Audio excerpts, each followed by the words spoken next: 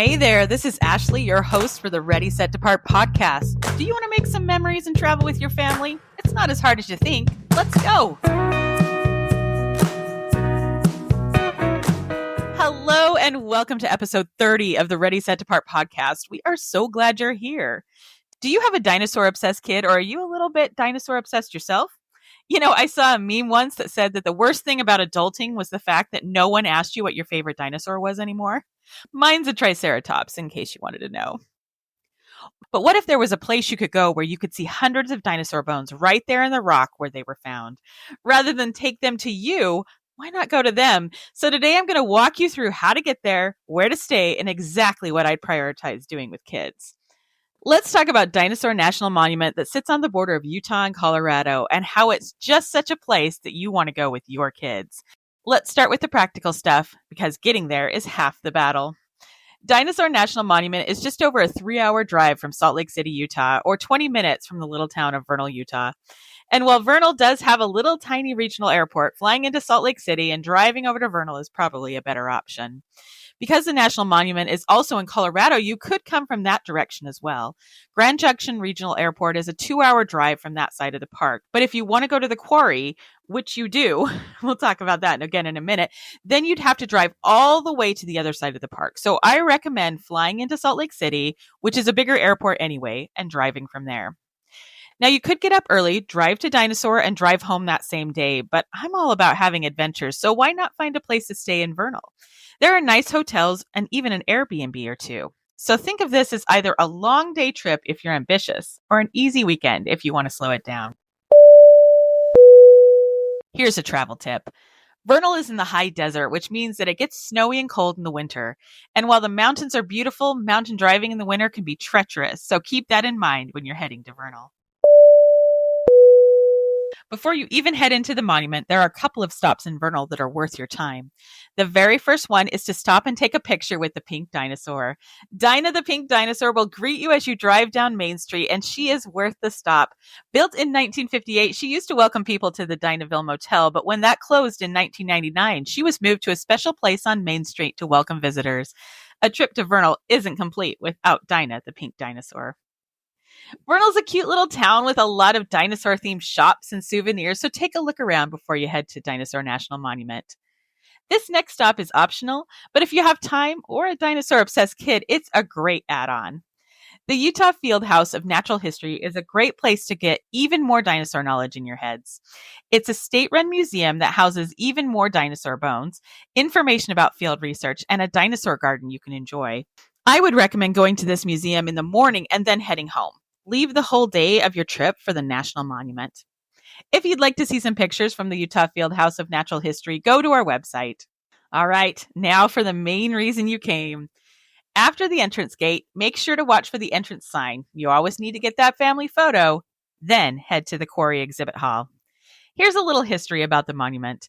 In 1909, the Carnegie Museum in Pittsburgh, Pennsylvania wanted more dinosaur skeletons. In fact, they wanted more big dinosaur skeletons. So they went to the museum's paleontologist, a man named Earl Douglas, and gave him the task to find some big dinosaurs. Because of some other excavating he had done a few years earlier, he knew that Northeast Utah was a great place to find dinosaurs. So they started digging. And just as they were about to give up, they found 8 connected tailbones from a Patasaurus, and the rest is history. After 15 years of excavating the site, the dig ended for the Carnegie Museum, but not for Earl Douglas. He knew there were still bones in the rock, but he also had a dream. He wanted to excavate those bones just enough to see them and make a sort of museum out of the area. It took time, but he finally convinced the National Park Service that this could be an amazing place for families to come. The museum is built around the hillside that contains the fossils. For almost 35 years, people were able to watch paleontologists reveal the fossils from the wall of bones inside the museum. Work on the wall ended in the 1990s, but visitors can now see over 1,500 dinosaur fossils in the rock. You may be wondering why there are so many dinosaur fossils at this specific site. Well, an ancient river flowed through the area, but then there was a huge drought that killed off a lot of dinosaurs. When the rains came back, those bodies were picked up by the floods and eventually deposited at a curve in the river. It's an amazing sight. That's why the Quarry Exhibit Hall should be your first stop when you're visiting Dinosaur National Monument. Wander along the mezzanine and see if you can spot the fossils. If that's a little hard, there are tons of pictures around with fossils circled so you can see what you're looking at. My favorite fossil is the head and neck of an apatosaurus that can be seen towards the top of the wall. Take a look at our website to see what I'm talking about. Not only can you see the wall of bones in the Quarry Exhibit Hall, but also a lot of other amazing information and fossils. And it's air conditioned because in the summer it gets hot. Friends, if you only do one thing at Dinosaur National Monument, make it the Quarry Exhibit Hall. Hey, Trooper, what do you remember about Dinosaur? Well, Mom, I was pretty young back then, so I don't remember a lot. But I do remember being able to touch dinosaur bones that were still in the rock. That was pretty cool. I was surprised that they let me do that. So, guys, take your kids to the main floor and let them touch some dinosaur bones. They won't forget it. Take a look at some pictures on our website. I'm glad you remember that, Trooper. It is pretty cool. After the quarry, this is where you choose your adventure, a short hike or a scenic drive. If you have time, I recommend both of these for your family. First, let's talk about the hike. The Fossil Discovery Trail is a 0.7-mile trail that starts in the Quarry Exhibit Hall parking lot and loops back around to the hall. It's a fairly easy trail that your kids will love. Trooper loved finding the cool rocks that we just took a picture of and left there because you're not supposed to take rocks from national parks. And honestly, the place looks like Tatooine if you're a Star Wars fan like us. However, we were told there were fossils, and we never saw them. But even without spotting the fossils, it was still worth it for the views and the experience.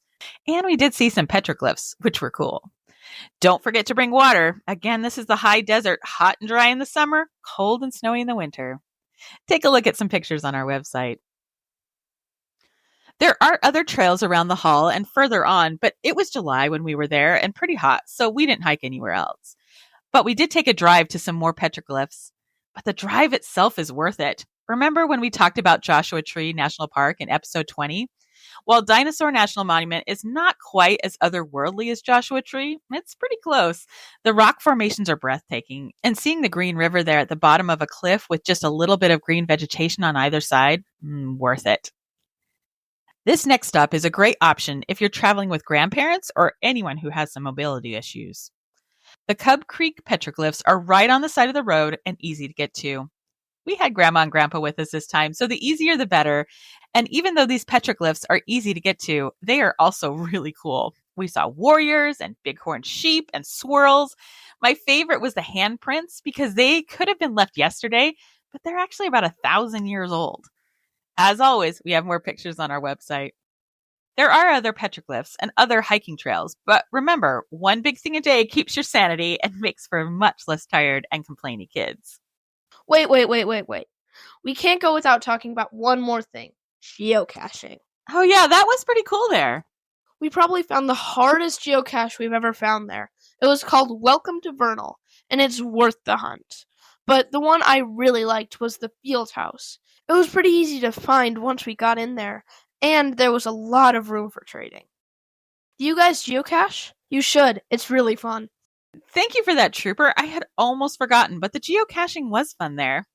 All right, to recap, dinosaurs, easy wins for kids, and just enough adventure to feel special without being overwhelming. So there you have it, Dinosaur National Monument. If you or your kids are even a little interested in dinosaurs, this is the place to go. But here's a listener challenge. If you find yourself at the Utah State Capitol, keep an eye out for a huge dinosaur footprint made out of coal.